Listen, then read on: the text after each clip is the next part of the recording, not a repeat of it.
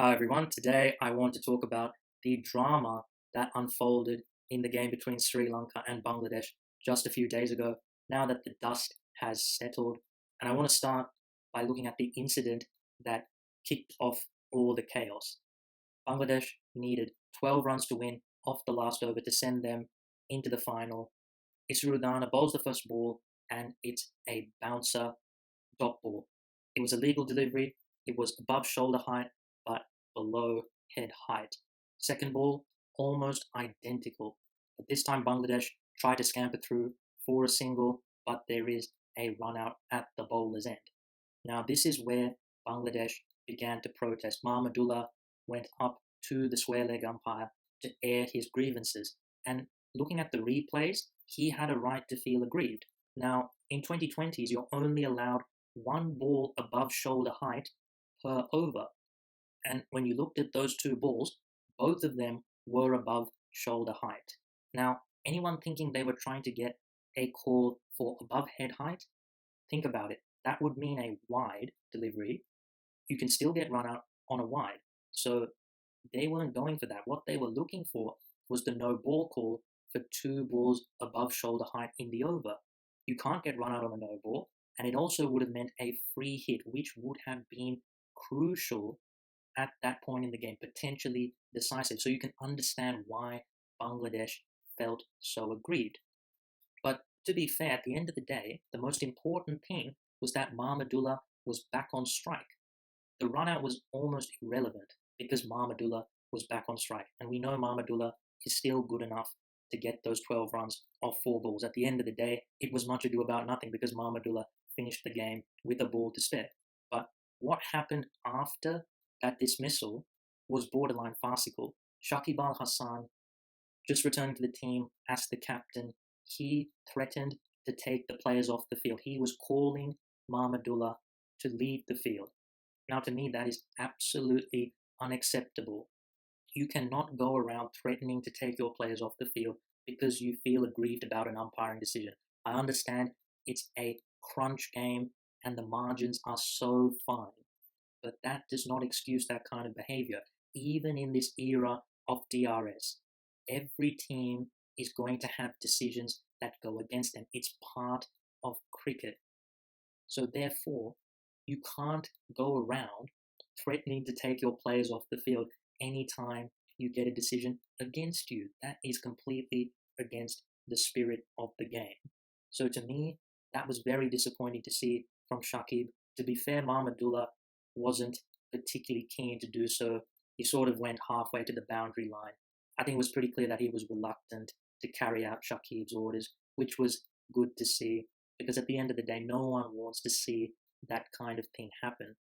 Now, Shakib later said he felt aggrieved also because the square leg umpire had indicated for a no ball. Now, first and foremost, the square leg umpire does not have the power to give the no ball in that situation. He is just indicating to the standing umpire what he feels is the correct decision.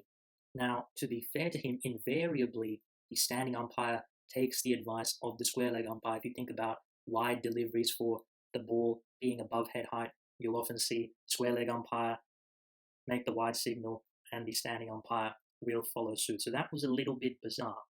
But nonetheless, they didn't reverse their decision. The decision was never made because the standing umpire is the one who has the power to make the decision. The second thing Shakib was aggrieved about was that Nurul Hassan, who had come onto the pitch to deliver drinks, he had got into a war of words with Upul Taranga and Danushka Gunathilaka, and it looked like those two were pushing him off the field. Now, you don't want to see that from either side. There was actually more words after the game ended. If you saw Kusal Mendes, looked like he was trying to confront one of the players from Bangladesh. Now, I don't know who was at fault for those little incidents because we don't know what was said. But I think it's fair to say that it's disappointing to see that kind of animosity spill over after the game has finished. So I think it was not great on the part of both teams. But anyway, going back to the original point, Shakib still did not have a right to do what he did. And this was only compounded. This was just the beginning. We later found out that Bangladesh damaged their dressing room after the game during celebrations, it seemed. Now, that is absolutely deplorable behavior from Bangladesh.